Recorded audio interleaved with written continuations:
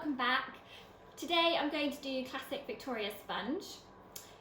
For the ingredients you'll need 225 grams of butter at room temperature, 225 grams of caster sugar, 225 grams of self-raising plain flour with 2 teaspoons of baking powder and 4 eggs. So if you don't have butter, margarine is fine, and actually margarine makes a lovely cake texture, really good. And if you can use like golden caster sugar as well, that's lovely. Sometimes to flavour it as well, vanilla pods, orange zest, lemon zest, but today we're going to stick with the classic and do it really plain. So I'm actually going to use an electric hand whisk. These are really great, they can be really powerful and they're much cheaper than having a big machine. So I'm going to start by creaming my butter, add my sugar,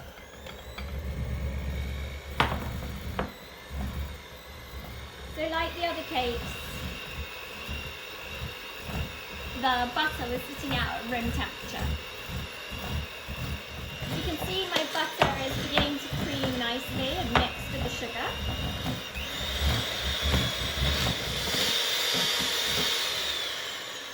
So you can see after you've been creaming it for a while, it's really light and fluffy. It's changed colour, it's whiter.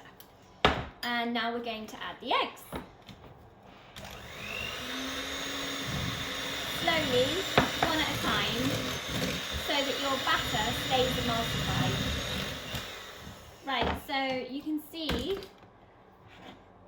I've added 3 of the eggs and it's still really glossy and emulsified because I've mixed it really well. Don't forget, like I said last time, scraping down the sides is so important so you don't get any lumps of butter. And now I'm going to add the last egg and mix it well. Whoops, might get a little bit of splatter. So I've added my last egg and the mixture is still emulsified.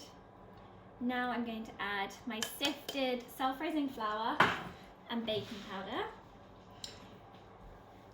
And I'm going to start just by folding, because if I was to put the machine into this now, it would fly everywhere. So I'm going to fold by hand first. And these little electric hand whisks are great because they're really powerful, and when you're learning to bake, you learn like the feel of the resistance of the batter as you mix it. So it's a great way when you're learning to really observe the changing textures and to watch the emulsification of the eggs and the butter. So I really recommend a little handheld electric hand whisk if you're learning to bake. It's a great way to start. So just to check it's all mixed, I'm gonna on low, quick whisk. Sure that's fine. And the reason why you don't want to overbeat it with the beaters when you've added your flour is because then you'll get a really tough texture. So I'll give these to the cameraman to lick. There you go, Craig. No doubt he'll retrieve the other one out of the sink. These are my tins. They're 20 centimetres. And my mum actually has these really great pre-cut discs which you can just wash and reuse. So they're all ready to put in the bottom. Always line your cake tin, even if they're non-stick. Just makes life so much easier. I'm going to pop the batter evenly divided between the 2 cake tins. My oven is set at 160 full fan. So you just need to spread it out a little bit with the spatula. Don't worry about being too finicky because it will naturally just melt and spread out when you put it in the oven, but you do need to cover the base. So here are my cakes. Lines ready to go, and I'll put them in the centre oven until they're cooked. Right, so the cakes have had half an hour at 160. I rotated them about halfway through so they get a nice even bake, and I think now they should be ready. You know they're ready because it's got a nice spring when you touch it gently with your finger, and it's starting to come away from the sides of the tin.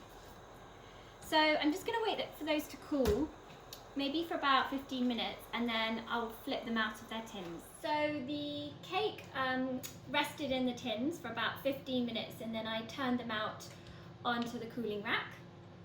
And now I'm going to decorate them. It's really, really cool now. There's no warmth in the cake, so patience. So I'm going to take the bottom half first. And I have whipped here some double cream, and I actually was slightly short, so I put a tablespoon of yogurt in there for extra flavour. So I've whipped my double cream and yogurt, and here I've got some raspberry jam.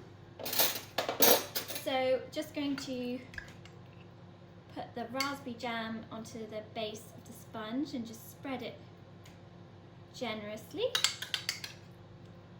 like so.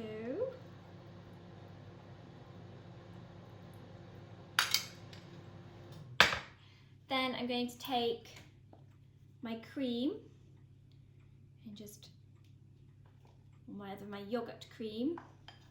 I quite like the yogurt because it adds a nice sour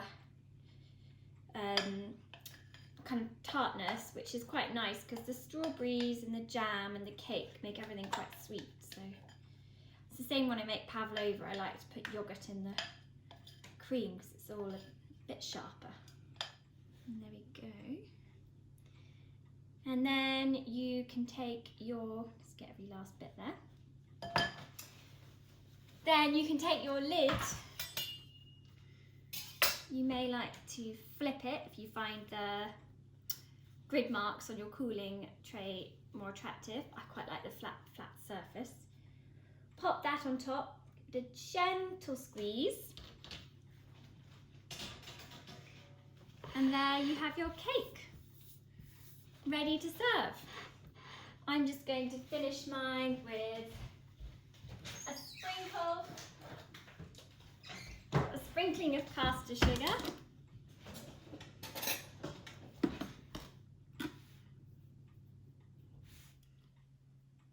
Quite a nice touch.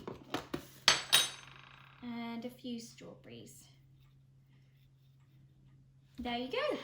Classic Victoria sponge. Hope you get on all right with yours. See you next time.